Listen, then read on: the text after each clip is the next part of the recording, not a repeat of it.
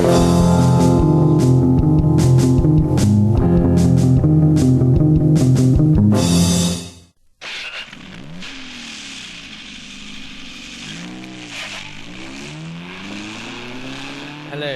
Good evening. I'm Mark Major. I'm Rich Bachelor. This is Cool Album Covers. This is episode 3, Hot Rods. You know, Tuff, Saxes, and Twangy Guitars by Larry Wilcox and his orchestra was not at all, I suspect, done by Larry Wilcox, as noted, co-star of Chips. We'll have our secretary fact check that. Once she, like us, gets done smoking marijuana and drinking whiskey in the middle of the afternoon. I think this Larry Wilcox, an actual studio guy, composer guy, He's was tough. on the payroll and was just given assignments based upon the changing of the times. For instance, when surf music was in for 1 month, they probably said, hey, we need a surf album. And he came up with surf saxes and surfy guitars. And then the next month, they're like, well, you wouldn't believe this, but hot rods is the rage, and we got to get a product out. Now, here's the thing about this. Yeah. The guitars are not twangy at all on this record. They're like big jazz guitars with flat wound strings. Right?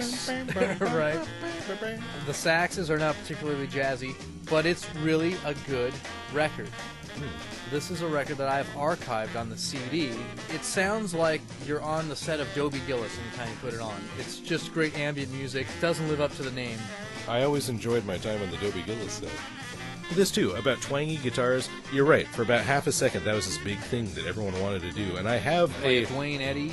Yeah, Dwayne Eddy made a lot of money off of it, but then everyone else tried to make money off it, it didn't work. I have one that's just called Twangy Guitars. It's really, really poorly recorded, everything except the sax, and that's just it. You listen to the damn thing, you're like, so this should be an album called Here is the Saxophone, or something, instead it's called Twangy Guitars.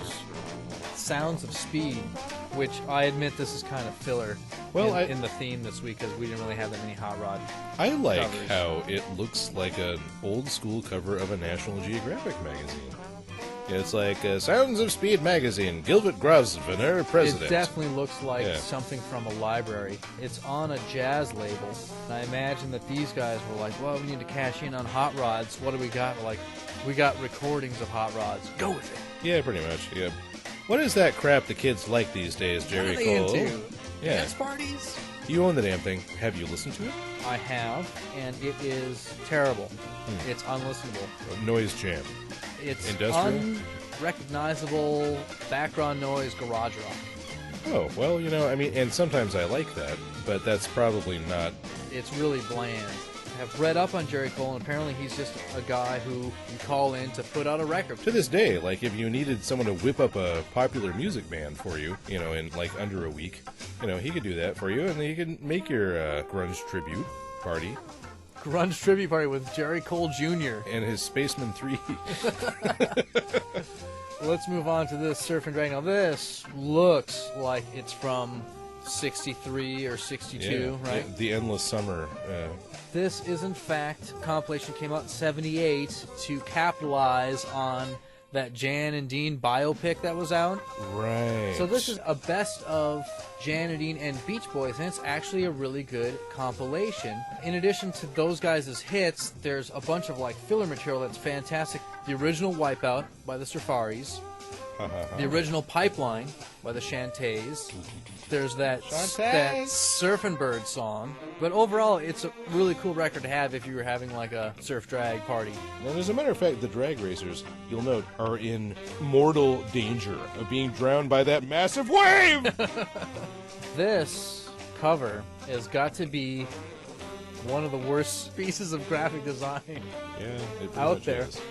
First of all, the picture, right? Obviously, they left the Pepsi logo in. No one in the stands. And Gabriel Tires or whoever is right on this one. Right. Then the guy went and took 3 sections of the dragster and enlarged them on the bottom, but the third one he couldn't fit in, so he flipped it 90 degrees. So you're looking at the ground is now running 90 degrees up and down in that third box.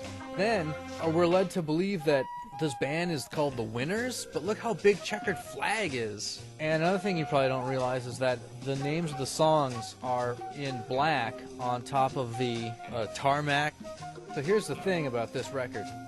I've never listened to it, but I know for a fact that it's terrible Yeah. because it's a pseudonym for Jerry Cole. Why does he keep doing this to us? And that concludes another edition. Take care.